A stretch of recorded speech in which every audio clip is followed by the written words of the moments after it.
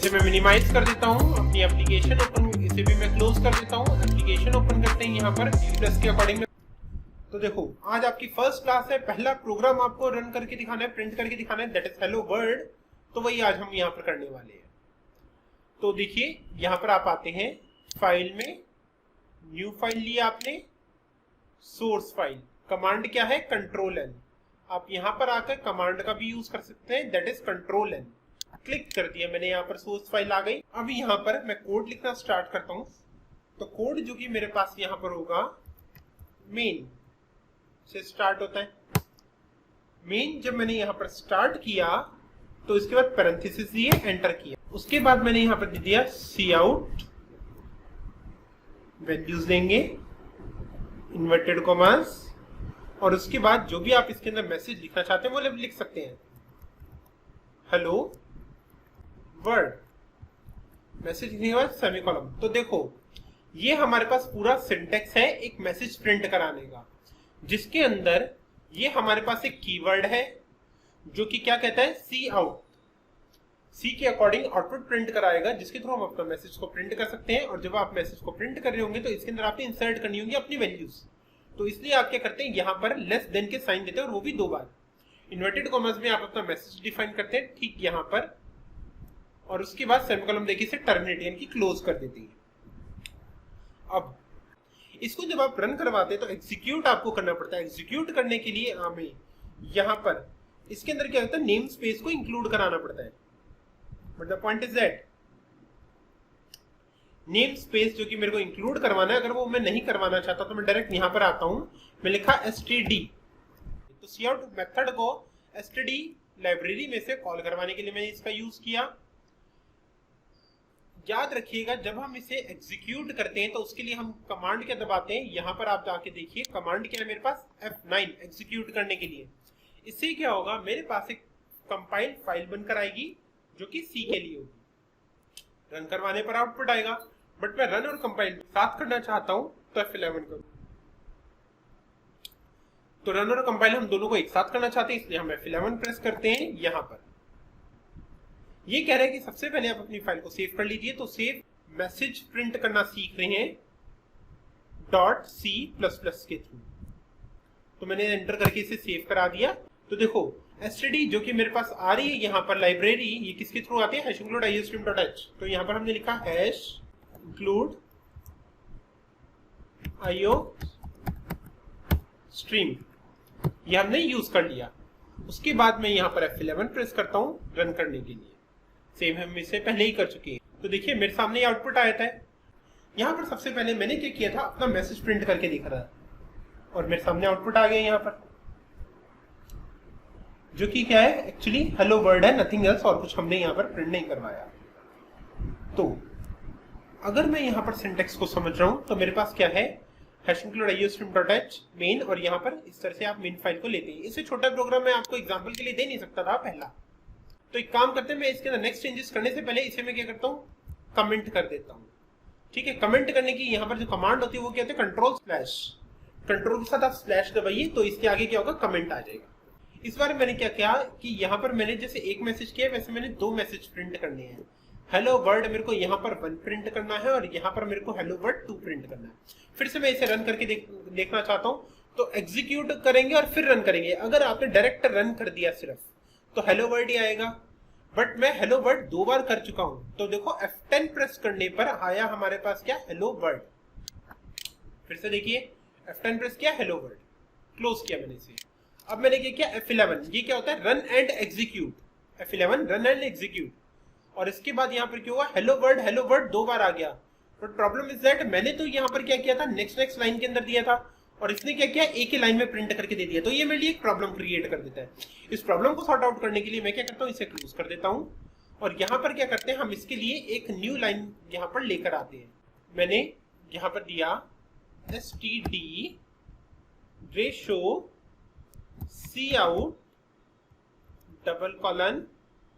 ;std ;endl मैंने यहाँ पर यूज कर दिया, सेमीकोलन। इनके मैंने क्या किया, यहाँ पर एक न्यू लाइन को प्रिंट कर दिया।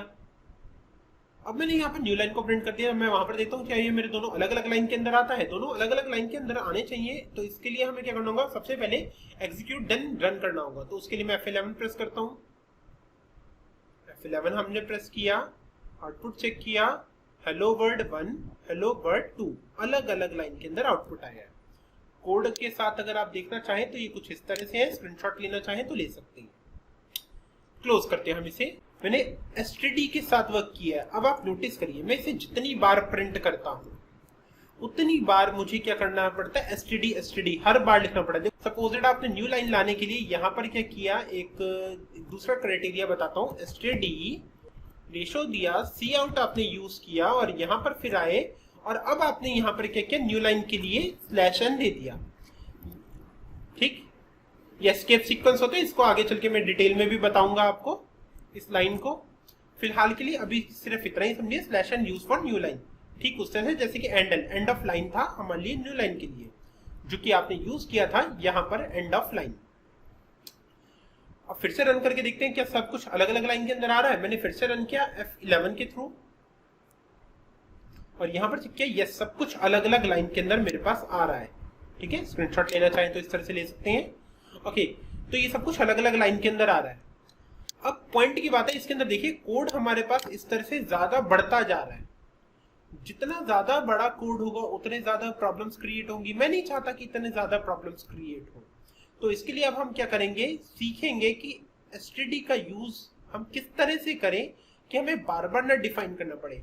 जिस चीज को हम एक बार डिफाइन करें और बार बार ना यूज करना पड़े। तो इस तरह के पॉइंट्स को अप्लाई करने के लिए हम क्या करते हैं, नेम स्पेस का यूज करते हैं। नेम स्पेस क्या करेगा, इसको पूरे प्रोग्राम के अंदर अप्लाई करके दे देगा। नोटिस करिएगा यहाँ पर सबसे ऊपर ये बात याद रखना, #include iostream.h का यूज किया गया है, ये कंटिन्यू प्रोग्राम के अंदर यूज हो रही है। अगर आपने इसे भी कमेंट कर दिया तो एरर आ देगी।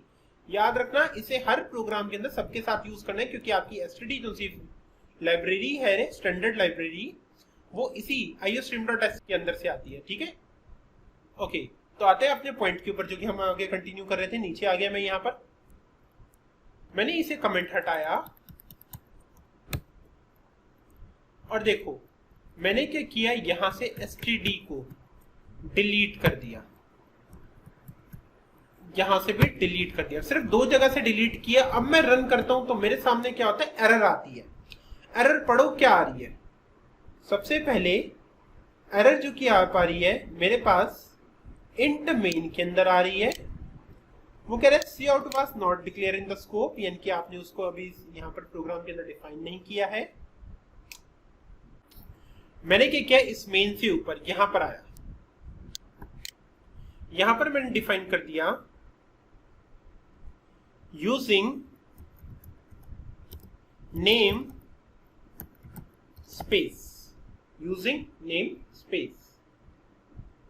जब नेम स्पेस हम यहां पर लेते हैं, इसके बाद हमने क्या दे दिया, std स्टैंडर्ड, सेमीकोलन दिया। इससे हमें यह पता लगेगा इस प्रोग्राम के अंदर जो कि हम यहाँ पर स्टैंडर्ड, अब देखिए जैसे कि मैंने यहाँ पर डिफाइन नहीं कर रखा तो कोई एरर नहीं आएगी, तो आपकी तरफ से पॉइंट आएगा। बट हमने देखिए यहाँ पर अप्लाई कर रखा है, यहाँ अप्लाई कर रखा है और इन तरह इन सभी जगह पर हमने अप्लाई कर रखा है। तो कोई प्रॉब्लम वाली बात नहीं है कि आपने अगर इन सारी जगह पर अप्लाई कर रखा है। तो ये बेसिकली क्या करेगा, जहां पर रिक्वायरमेंट है उसके अकॉर्डिंग अप्लाई करके दे देगा। तो जहां पर आपने नहीं कर रखा उस जगह तो इसने कर दिया, और जहां पर आप करना चाहते हैं वहां पर आप कर सकते हैं। इसे जस्ट रन कर दीजिए F11 प्रेस करके। आउटपुट देखिए कोई एरर नहीं आई है।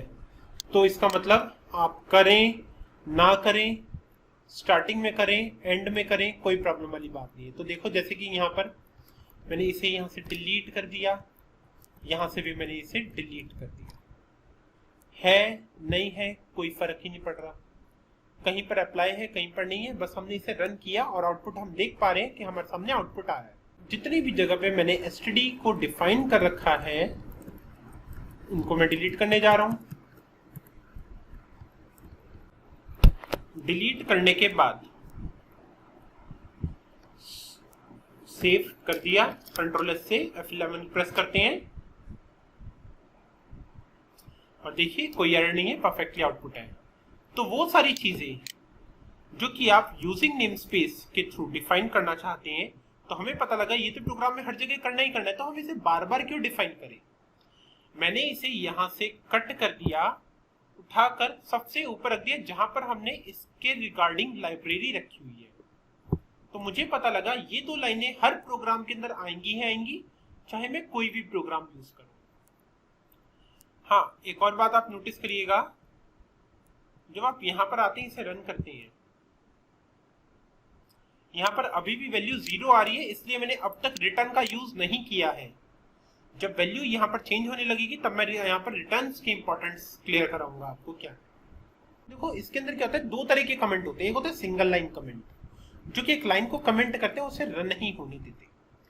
जैसे कि सबसे एंड में देखिए ये लाइन हमने यहां पर प्रिंट की, इसको मैंने क्या किया, कमेंट कर दिया। ये क्या है, मेरा एक सिंगल लाइन कमेंट है। तो ये एक ही लाइन को कमेंट करेगा, मल्टीपल लाइंस को नहीं करेगा। इसके अंदर अगर आप नोटिस कर पाए तो मैंने दो लाइनों को यहां पर कमेंट कर दिया है, ठीक है, दो लाइनों को मैंने कमेंट कर दिया। रन करके देखता हूं, मेरे पास अब आउटपुट क्या चाहिए, पहले एक न्यू लाइन आनी चाहिए, फिर हेलो वर्ल्ड लिखा हुआ आना चाहिए, फिर उस लाइन को ब्रेक कर देना चाहिए, और फिर हेलो वर्ल्ड 1 लिखा हुआ आना चाहिए। रन करके देखता हूं मैं, F11 प्रेस किया, यहां पर अब आप देखिए space hello world 2, new line आ गई हेलो वर्ल्ड 1, फिर उसके बाद फिर से न्यू लाइन आ रही है, और उसके बाद ये एंड ऑफ प्रोसेस हो जाता है। तो मुझे क्लियर हुआ कि ये हमारे पास क्या था, single line comment. Single line comment clear होने के बाद कमेंट की कमांड क्या होती है, कंट्रोल/, याद रखिएगा, भूलिएगा मत। मुझे क्या करना है, मल्टीपल लाइन को एक साथ कर देना। तो ये देखिए ये मल्टीपल लाइंस हैं जिनको मैं कमेंट कर देना चाहता हूं, /* दे दिया। यहां पर आइए सबसे एंड में, जहां पर */ दैट्स इट, फिनिश। अब इतना सा वर्क मेरा कमेंट हो चुका है। मैं रन करके देखता हूँ, हेलो वर्ल्ड 1 और हेलो वर्ल्ड 2 आना चाहिए। तो इसे रन कराया मैंने F11 के थ्रू, और चेक किया दोनों को में आउटपुट क्या आया। तो देखिए आपने जो वर्क दिया था, हेलो वर्ल्ड 2, हेलो वर्ल्ड और हेलो वर्ल्ड 2 आ गया। तो ये मेरे पास यहाँ पर वर्क कंप्लीट हुआ। Single line comment and multiple line comment, दो तरह के कमेंट होते हैं जो कि हमने यहाँ पर करके देखी है। इसके बाद आते हैं वेरिएबल्स। ये मैं आपको एक नई फाइल से करके दिखाता हूं, और इसको देखो मैंने क्लोज कर दिया, डेव प्लस मेरा बंद हो गया। अब मेरे को वर्क कैसे करना है, अब वर्क करने के लिए मैंने क्या किया, देखो यहाँ पर विजुअल स्टूडियो कोड एडिटर का यूज करते हैं, आज इसके थ्रू वर्क करना सिखाता हूँ। करना क्या है, एप्लीकेशन के ऊपर डबल क्लिक किया, देखिए एग्जैक्ट ये विंडो ओपन होकर आती है जब ये फर्स्ट टाइम ओपन होता है। बट मुझे क्या करना है, अभी मैं इसके अंदर एक फोल्डर ऐड करना चाहता हूं जिसके ऊपर मैं वर्क कर सकूं। तो यहां पर देखिए क्या लिखा हुआ आ रहा है, ऐड वर्कस्पेस फोल्डर। आप वर्कस्पेस के अंदर फोल्डर ऐड कर सकते हैं, रिसेंटली जिन फोल्डर्स के अंदर काम किया था आप वहां जा सकते हैं, स्टार्ट न्यू फाइल और न्यू फोल्डर के थ्रू आप वर्क कर सकते हैं। मैं रिकमेंड करूंगा आप सभी को कि अपने लिए क्या करें, आप एक टाइम पर, ऐसा जरूरी नहीं होता कि हम सिर्फ एक ही एप्लीकेशन के ऊपर वर्क कर रहे हो।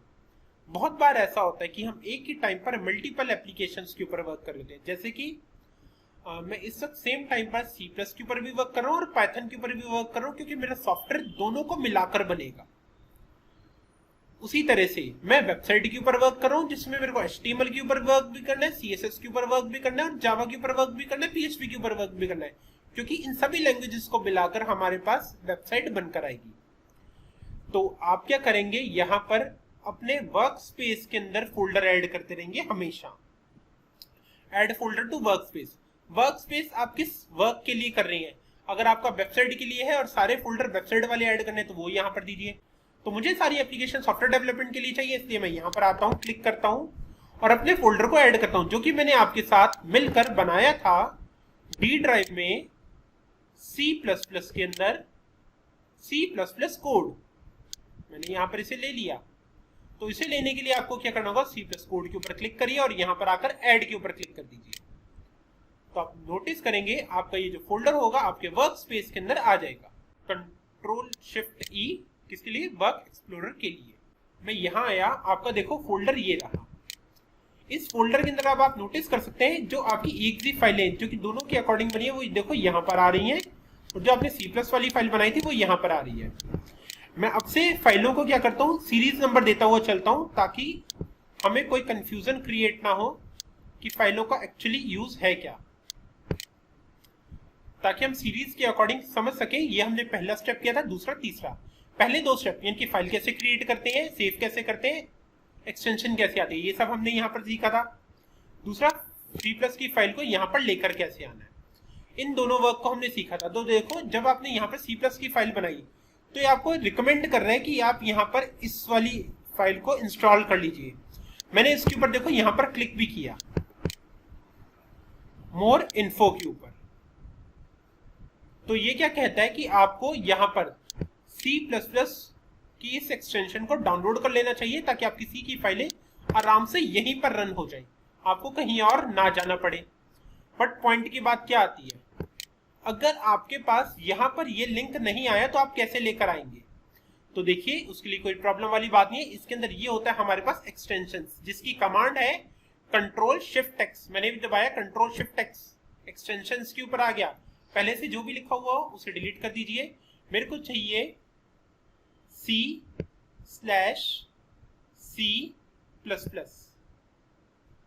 के लिए मुझे चाहिए। तो देखो C/C++ के लिए चाहिए, तो ये देखिए ये मेरे पास आ गया। लोगो को आप देख लीजिए, ये है आपका लोगो, सिर्फ C लिखते ही आ गया। लोगो को आप देख लीजिए, इसको आपने क्या करना है, इंस्टॉल कर लेना है। मैंने इसे क्लिक किया ताकि ये मेरे पास इंस्टॉल हो जाए, और ये मेरे पास इंस्टॉल हो चुकी है। यहाँ पर देखिए, इसे हम क्लोज कर देते हैं, वापस यहीं पर आते हैं। फोल्डर ये रहा हमारा, न्यू फाइल क्रिएट करनी है। अब हमें कहीं जाने की जरूरत नहीं है, देखो ये रहा हमारे पास न्यू फाइल का ऑप्शन। आप कंट्रोल N भी कर सकते थे, बट मेरी आदत यही है कि आप यहाँ पर क्लिक करिए, फोल्डर को सेलेक्ट कर लीजिए, C++ कोड, और यहाँ पर आप क्लिक कर दीजिए। C++ कोड के ऊपर आते हैं। मैं जो यहाँ पर वर्क करवाने वाला हूँ, वेरिएबल वर्क करवाने वाला हूँ, तो मैं इसका नाम देता हूँ C सीरीज, इसका नाम देता हूँ। तो जैसे ही आपने वेरिएबल.C++ दिया, आप यहाँ पर देख सकते हैं इसके आगे लोगो भी आ गया C++ का। एंटर कर दीजिए, आपके सामने आ गया। इंक्लूड, देखो आगे क्या करेगा, ये आपको प्रिडिक्ट भी करता रहेगा। मे भी आप इसे टाइप करना चाह रहे हैं, यस बिल्कुल मेरे को यही करना था। और उसके बाद मैंने यहाँ पर दिया IO stream .h name space std। ठीक, इसका हमने यूज कर लिया। आते हैं प्रोग्राम टाइप करते हैं। मेन डिफाइन किया वेरिएबल, अब हमने करना है। तो वेरिएबल देने से पहले point is at what is variable, variable होते क्या है, पहले हमें यह पता होना चाहिए, तभी तो हम यहाँ पर क्रिएट करेंगे। तो मैं यहाँ पर लिख देता हूं, a variable are container for store data values according to user need. अब हमारी नीड जो है उसके अकॉर्डिंग वेरिएबल वैल्यूज आ जाएंगी। वेरिएबल के अंदर देखो वैल्यू जब हम स्टोर करते हैं वो हमारे डेटा टाइप्स के ऊपर डिपेंड करती है कि हम डेटा टाइप क्या दे रहे हैं, उसके अकॉर्डिंग वैल्यू आएंगी। तो वेरिएबल के डेटा टाइप क्या क्या है और उनकी वैल्यूज क्या है। तो यहाँ पे देखिए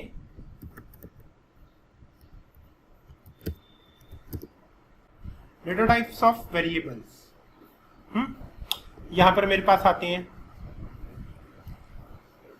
तो देखिए पहला क्या है मेरे पास, यहाँ पर इंट फ्लोट स्लैश डबल कैर, मतलब करेक्टर टाइप, स्ट्रिंग। दोनों में डिफरेंस सिर्फ इतना है कि यहाँ करेक्टर और स्ट्रिंग में कि करेक्टर के अंदर एक करेक्टर वैल्यू आती है और स्ट्रिंग के अंदर पूरा वर्ड आता है। बूल यानी कि हम यहाँ पर ट्रू एंड फॉल्स के अकॉर्डिंग डेटा को भी एक्सेप्ट करवा सकते। तो ये क्या करता है, स्टोर इंटीजर वैल्यूज लाइक 1 2 3, और ये n नंबर तक कुछ भी हो सकती है। ठीक है, डबल के अंदर क्या आते हैं, store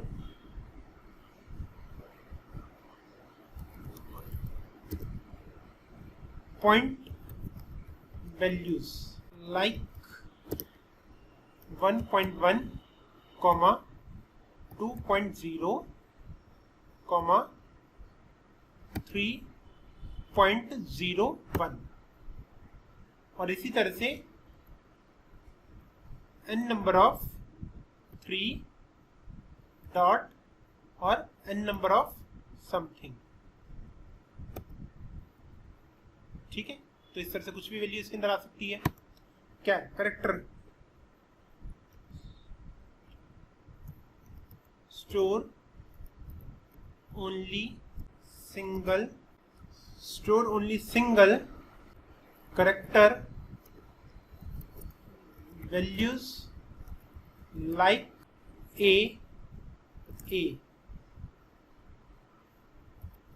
0 z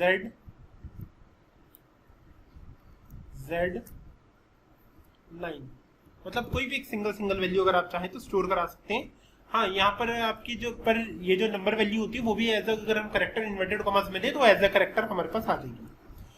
तो अकॉर्डिंग टू रूल तो इन सबको वैसे इन्वर्टेड कॉमर्स में डिफाइन करना चाहिए था, बट चलिए कोई बात नहीं। यहाँ पर क्या आता है?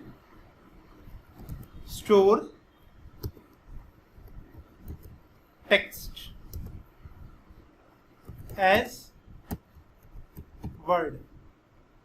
अब वर्ड के अकॉर्डिंग आप जब यहाँ पर करेक्टर एक्सेप्ट करवाना चाहें तो करवा सकते हैं। लाइक मैंने जैसे कि दे दिए यहाँ पर hello word, but point is that इनको आपने इन्वर्टेड कॉमर्स के अंदर करना होगा। ठीक है, डायरेक्टली नहीं कर सकते। यहाँ पर ये क्या करता है? Store only true and false value according to 0 और 1। ठीक है, तो ये देखो, ये पूरा थ्योरेटिकल कॉन्सेप्ट है जो कि मैंने यहां पर आपको क्लियर किया। तो सिंटेक्स क्या रहेगा वेरिएबल को डिफाइन करने का?